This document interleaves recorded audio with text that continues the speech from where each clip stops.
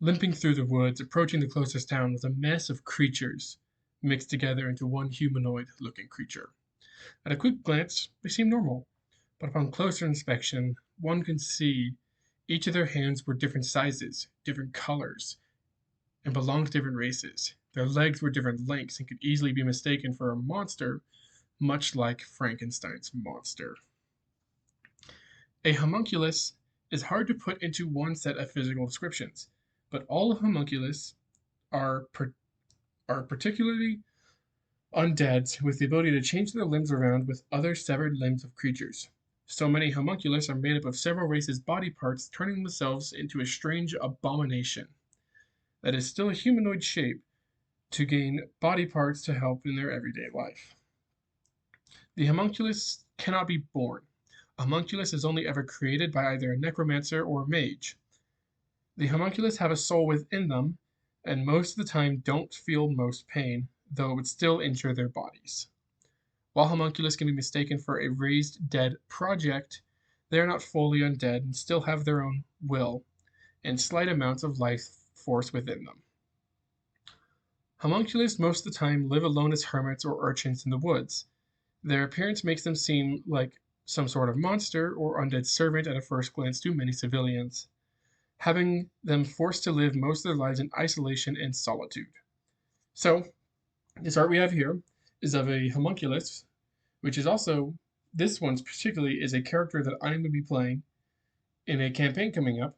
You can tell they are homunculus. They got the astral elf, so they have a pink elf or astral elf head, but they have wings because their body, we rolled randomly on for choosing in between this and this for all the races on D&D Beyond.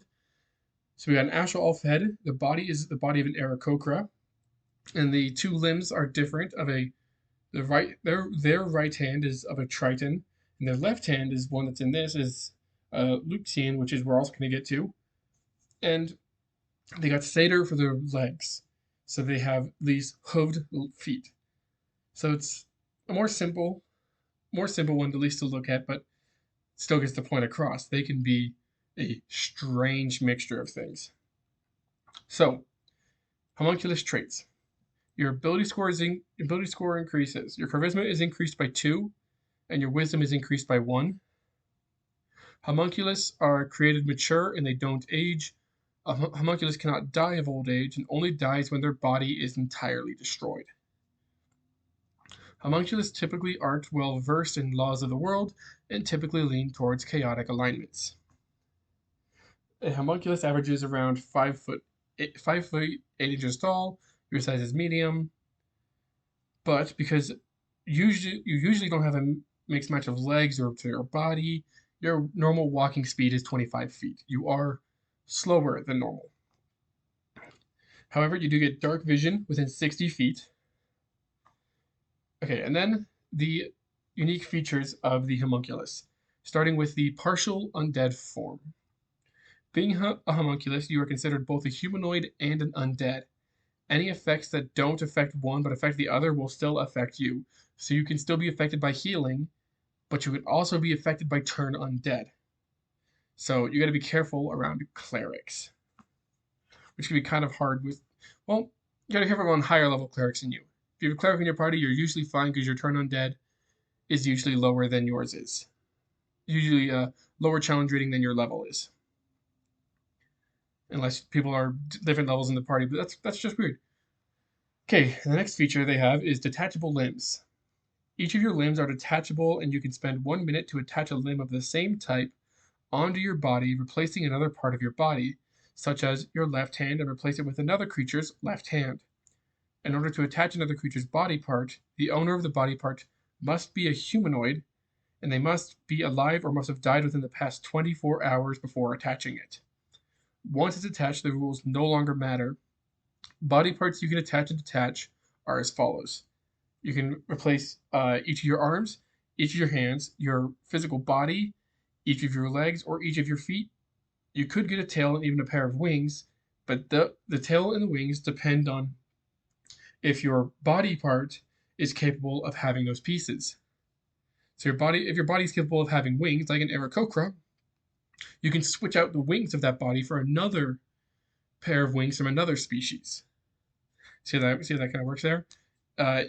You can even gain traits from a species you have a limb of, so long as that limb there matches such a trait, much like a tabaxi's claw attack if you have a tabaxi claw on your placed in your hand. So it is a really neat and unique feature, and you can really mess around with it.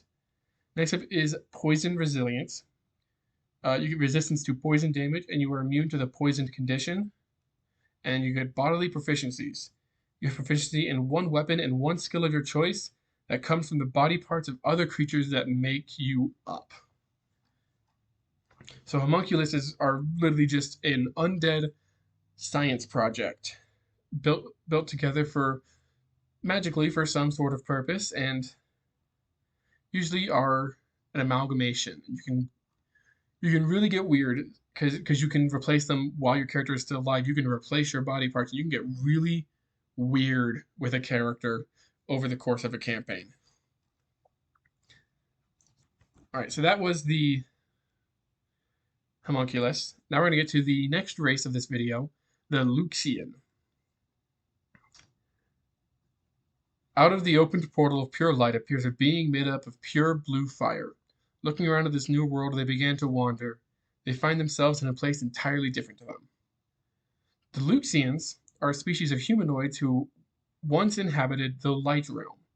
Yet again, another mention in these videos about the light and shadow realm. We'll get to that eventually. Luxians come in different appearances, and the three subraces of them look nothing alike. But they are still considered Luxians, as that is the term considered for beings from the light realm. The Luxian subraces are a solar Luxian, is being made up of fire. A Fleecian Luxian is thin but swift with large ears. And when I say large ears, they're massive. They're so large that they can use their ears to fly. And a crystallite Luxian, which is made up entirely of crystals. The realm of light, which the Luxians are from, is a world filled with more peace and prosperity. Most Luxians that are new to the material plane will not understand why people fight each other so much, or why some people ever struggle with things. Though some Luxians have lived in the material plane long enough, they can understand the world more and more. The Luxians are mostly very kind and usually make good, truthful politicians. While not the most commonly seen, they tend to easily make friends with others. However, they are naive and could easily be tricked into doing something wrong if they trust the wrong people. Among themselves, Luxians have their own social classes. The crystallites are always higher up among the Luxians. Then the solars are seen as the middle class. However, the Fleecians are the lowest class in Luxian society. So, let's get into this. Base Luxian features, they get a +2 to their charisma modifier. They reach maturity at around age 10 and can live to be about 70 years old. Your average between 6 and 7 feet. Your size is medium. Your walking speed is 30 feet. Your alignment tends to lean more towards neutral. And Luxians can speak common and light speech, which is a language that's added in this book. Light speech and shadow speech are two languages added in this book. I think shadow speech technically exists. I gotta look into that and change the name if I need to. Then they get a feature called blinding light, which Luxians have blinding light vision, meaning they can see in blinding light if this was normal light, out to 30 feet. In addition, Luxians are immune to the blinded condition. So let's go into the subraces. So this is a solar Luxian. As you see, a being pretty much made of fire. A solar Luxian is a being made of fire. However, despite this, water does not affect them. A solar will always produce a small amount of light and heat. Most solar Luxians can shift their flame color depending on their emotion they are currently feeling. So, for your ability score improvement for a solar, your constitution increases by 1. But they are also special. They can live to be up to 1,000 years old instead of 70 years old. So they can live for a long time. Next up is fierce body. A solar Luxian is a being made up from a fragment of the eternal flame. Because of that, you constantly give off a 5-foot radius of dim light. In addition, your melee attacks deal an additional 1d4 fire damage. And next you have emotional flame. Your fire color is ever shifting. Whatever emotion you are feeling is the color your fire will be. Or you can attempt to fake an emotion with a charisma check DC 13 to throw off people who know more about your emotions.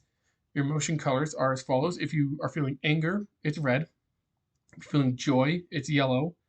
Sadness is blue. Disgust is green. Fear is purple.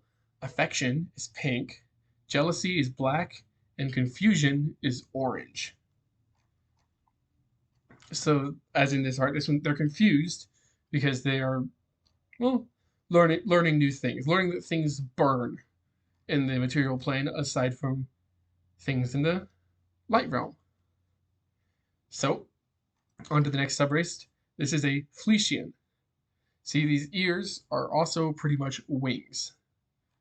So they have an interesting feature. So a Fleecian Luxian can come in any color, but most look like thinner humanoids covered in any color fur with massive ears that go down to the hips that can also double up as wings. Your dexterity modifier increases by 1, and you have large ears that can also be used as wings. You have advantage on perception checks based on hearing. In addition, you have a flying speed of 15 feet. So it's not super fast, but it is enough to do a little bit of flying. Then you get thin but fast. Despite being thin and weighing half what a normal humanoid your size would, you have a base walking speed of 35 feet. Then there is colored fur. Your fur can come in any color, and when rolling stealth, if your color is similar to where you're hiding, then you get advantage, as your fur can slightly shift color to slightly match if needed. That's the Fleecian. And then last is the Crystallite Luxian. We're going to show a Crystallite Luxian wizard. Crystallite Luxian appears as a humanoid who's made up of different crystals. While most crystallites have one color of crystal, some have been known to have different colors all across their body, but that's a rare trait. So the Crystallite Luxians, their ability score improvement increases their strength by 1. Your skin is you get natural armor. Your skin is naturally resistant. You have an armor class of 15. You cannot add bonuses from armor or your dexterity, but if you have unarmored defense, you can use the secondary stat from it instead of your dexterity modifier. So essentially, if you're a barbarian, you can add your constitution on top of your 15, which is very good. Then you get a feature called light reflection. When light is shining on you, refracts through your body, and they have a rainbow light come out of them. In addition, you are resistant to radiant damage. And the last feature of a crystal light is natural magic. The crystal light have a small amount of natural magic. They know the dancing light cantrip, and you can cast the chromatic orb spell once, and you regain the use of this after finishing a long rest. The stat for this spell is your charisma modifier. So that's going to be it for the Luxian and the Homunculus. Two interesting races. The Homunculus was made much more recently.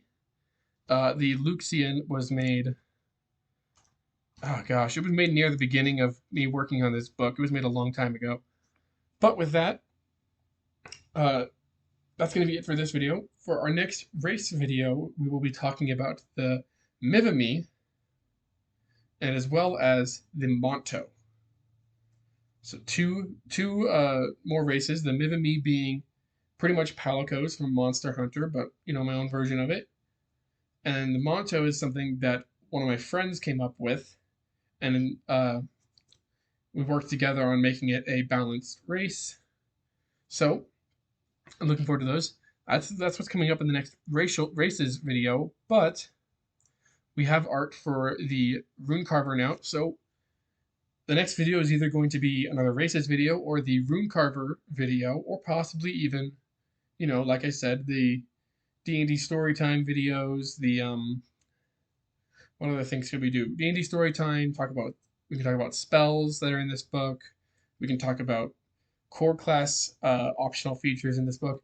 There's a lot of options coming up.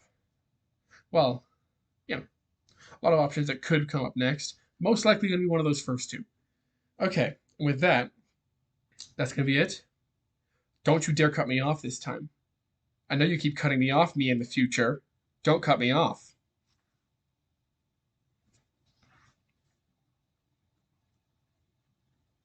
Oh wait, it didn't come.